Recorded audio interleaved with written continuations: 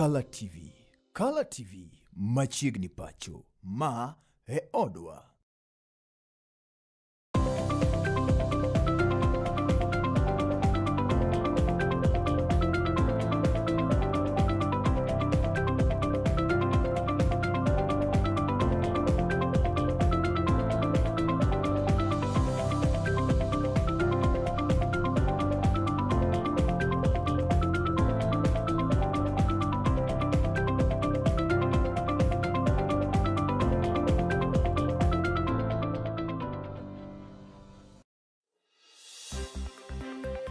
Kaka yona mar kedo kod nok mar tije kod bero nengo gima pacho kaendi dwaro koro nitiere mar mondo mi jopuonjre kaachiel kod joma tindo mak yore gi mar pur e nindo ma otegno. Koro wakelogi mondo gibede gi paro maliw, gineno mbele ni nitiere opportunities kata ka gitieko form 4 kata ka gidhi university pod nitiere opportunities. Duond bura mar ODM omedo kwayo kwe kod wuotho kanyakla mar jokanyo mag duond burano kaka yo mar neno kanyo duond bura nindo mar ODM dhi nyime kod bedo motegno e weche giko mag siasa. Of status quo so that we don't pull each other's hair and clothes. Tend sirikand kaunti ma Kilifi gi alap nindo ma Mambo leo e Kisumu kaunti kaendi. Jabura ma Kisumu Laktar Joshua Rona kaachiel kod jaod bura mano Mikayi Ruth Odinga ojiwo kanyo kod jorage kom mag duond bura mar ODM mondo mi onyakwe e kinde ni ene bende gimedo chano kaka weche go mag yiero biro time kaunti ni ma Kisumu.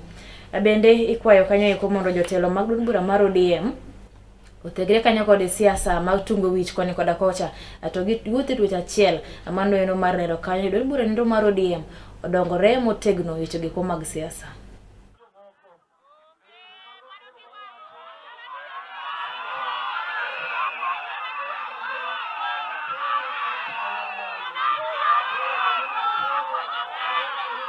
My third point is about maintaining peace during this period of status quo so that we don't pull each other's hair and clothes. That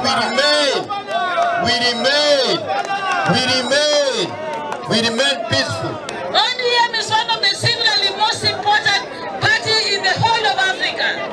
And without ODM, we are going nowhere. Nobody can... Gamar gana Rio to kod achiel taps go abich ka koro nyaka gesa nini endi no yiere ilemono endo yoni ndo manyalodia kama koro biro mako lemono ma pacho ka endi nyaka chop kanyo higa mar gana Rio to 30 kod achiel. Inyalo paro ni Atuoli osebedo kanyo eko ka wuoyo motegno e weche go koma mulo ngima mag jotije mathur kaendi.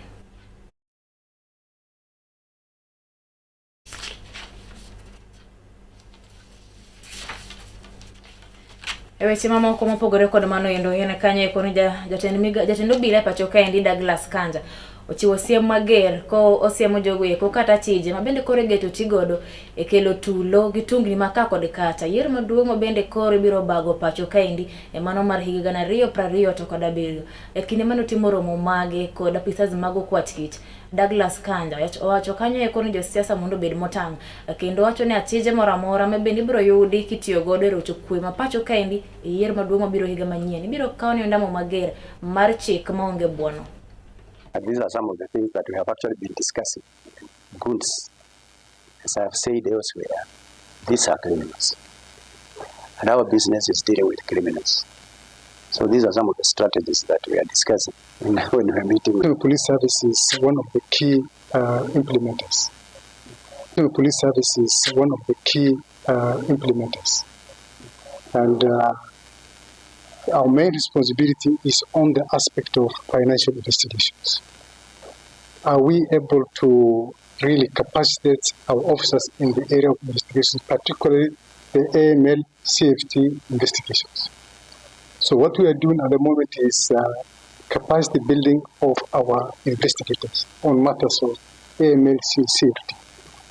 And I must appreciate the fact that the government, Treasury, has allocated sufficient resources for these exercises so that all the National Police Service officers from the level of the station commanders up to the top leadership are trained on matters of financial investigations.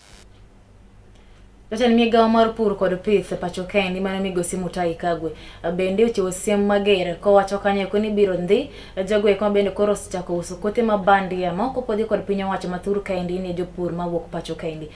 Kagwe wacho kanyo na pedha mager bende osechak tim mar manyo jogo endo kuonde duto they are charging, but whatever they are charging we can drop it down to nothing because science is what we are going to use.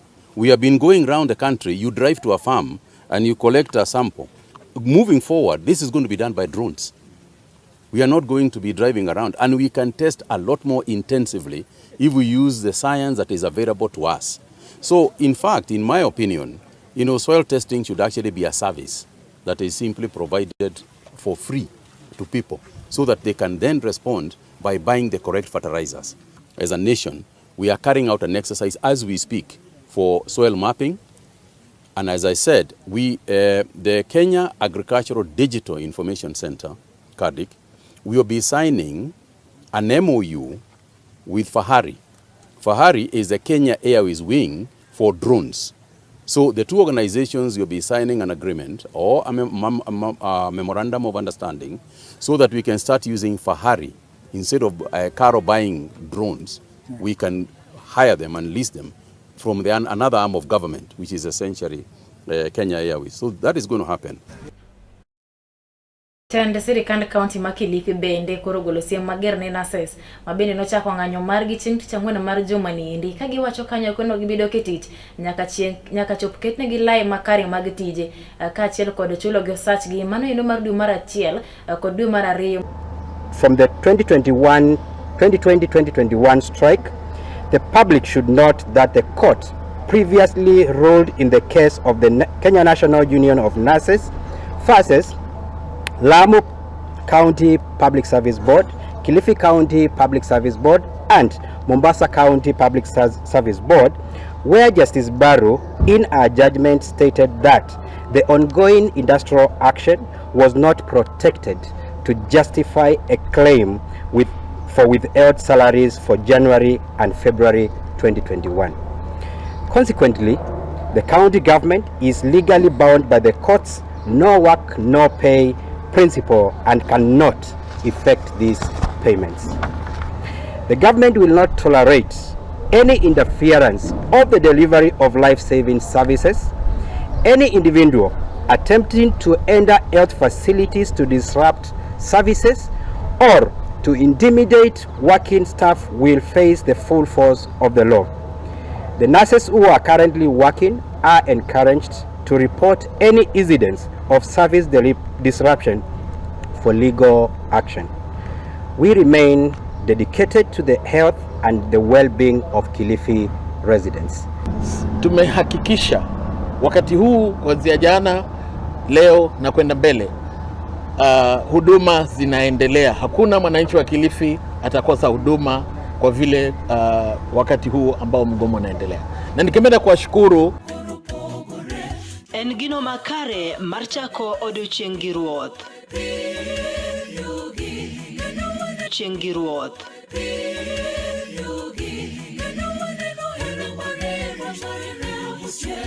Ka igwedhori gi wendego mag pak masudi machiegni gi ruodhi.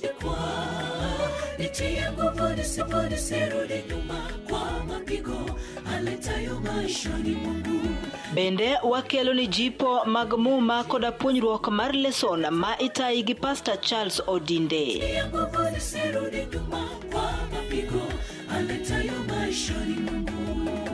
Riuri koda an Brenda Agenyo Nyasuba Nyanam chenro mar sabato maler ngeso ka ngeso chakre sa 12 mar okinyi nyaka sa 3 okinyi to mana e wang jowi mar Kala TV nikech ma e odwa.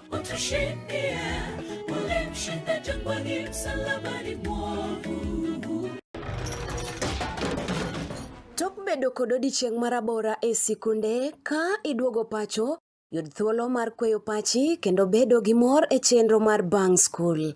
Chenro mar Bang School chakore sa 10:30 mamidhiambo nyaka sa 11 mamidhiambo. Kama inene katun mamori, ipuonjori weche mathoth, ibedo kod mor gi nyiero motimo Cathedral. Kik bai, Bang School chenro manigi mor lilo ne nyithindo duto. Kala TV, machiegni pacho, ma e odwa.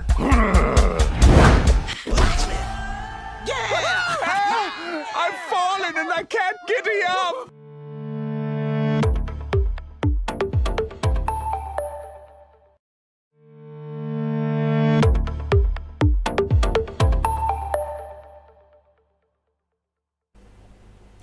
Machiegni kendo jodak ma Makalda e kar chung'od bura ma Nyatike e kaunti nendo ma Migori koro ni to wuok oko mager. Mano endo bende tok kane apisas mag obila ne chalo ji ariyo kod magina e kinde gi kuma bende ne gidhi e ng'anyo margi mar ne wacho kanyo eko kaka weche mag arita kosebedo makare e kar dak nendo ma Makalda kane giloso kod jofwambo e senta nendo ma Makalda ma bende ong'ere kanyo endo kod weche gi mag kunyo mula.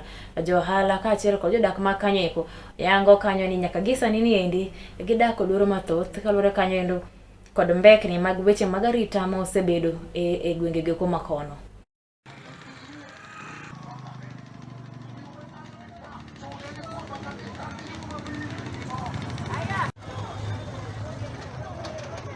People have stayed here for over 3 years, 4 years, 5 years.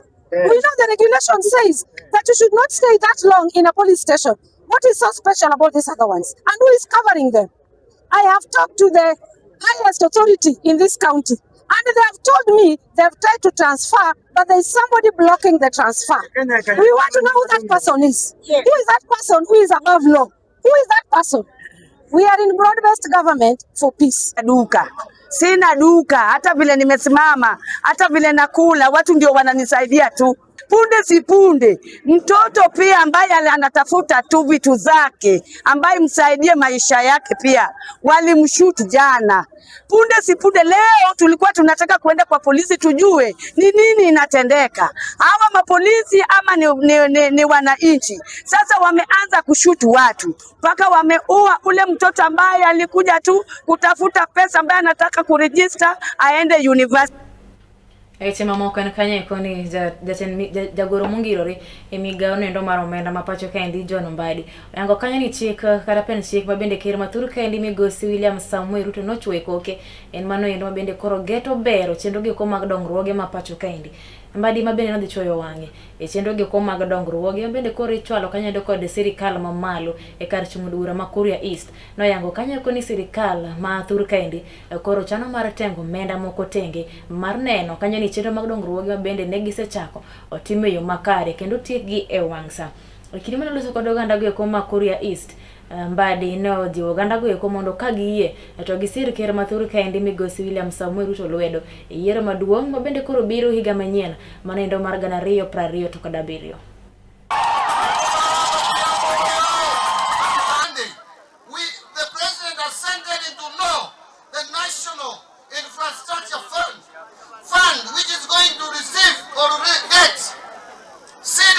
From privatization of state corporations and divestiture of shares in state corporation. Mwenyezi Mungu mpaka 2032.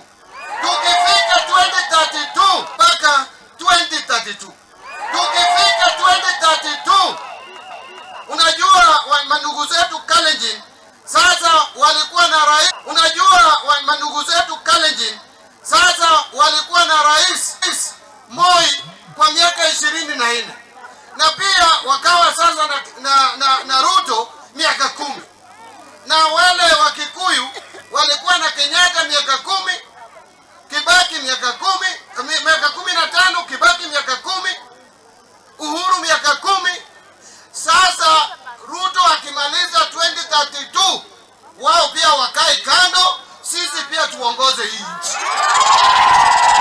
Ama namna gani? Nikirudi hapa niseme nimetosha, mtasema Mbadi ametosha. Wangapi wanasema Mbadi urudi wakati 2032? Yes, this country does not belong to a few people. It belongs to all of us. And I want to say that those who are imagining that President Ruto hajafanya kazi, they are daydreaming. We are speaking to the people at the grassroots and we are telling them exactly what this government has done.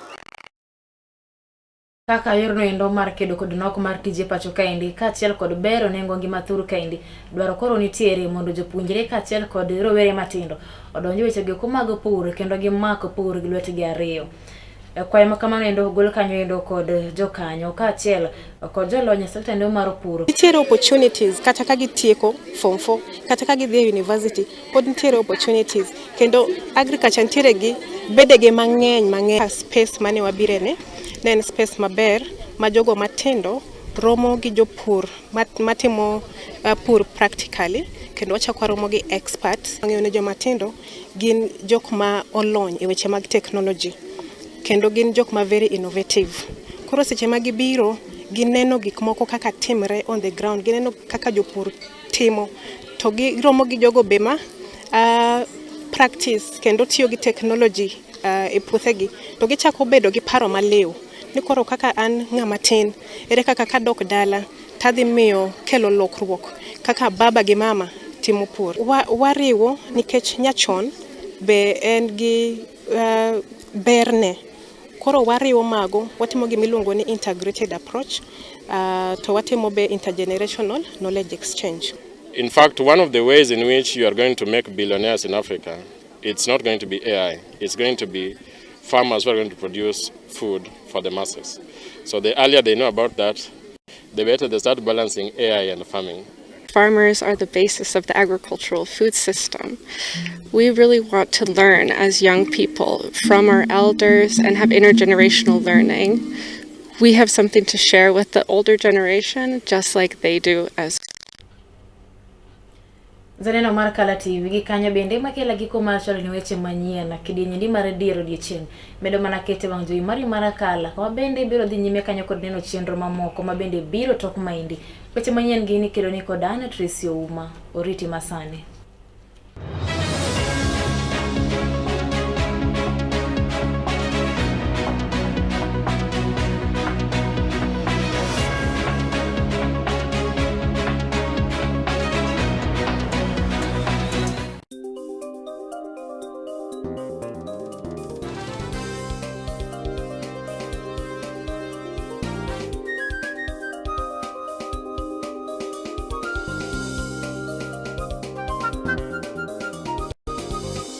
Ineno Kala TV. Kala TV machiegni pacho. Ma e odwa.